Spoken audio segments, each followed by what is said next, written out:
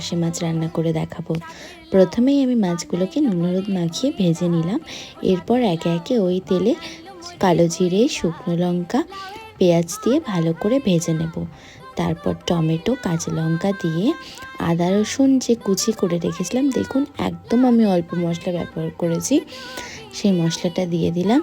আর এই যে পেস্টটা দিলাম, এই পেস্টের মধ্যে আমি ব্যবহার করেছিলাম ধনে গুঁড়ো, জিরে গুঁড়ো, হলুদ গুঁড়ো, লঙ্কা গুঁড়ো। সব কিছুকে 10 মিনিট মতো হালকা আঁচে ভেজে জল দিয়ে নিলাম। এবার 10 মিনিট মতো ঝোলটা ফুটে গেলেই মাছগুলোকে দিয়ে দেব। তারপরেই হয়ে যাবে আমাদের পার্শে মাছের সাদামাটা ঝোল।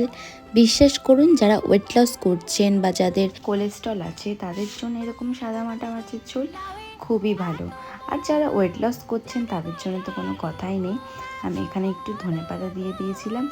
বিশ্বাস করুন, এরকমভাবে একবার রান্না করে আমাকে অবশ্যই জানাবেন আপনাদের কেমন লেগেছে। আজকের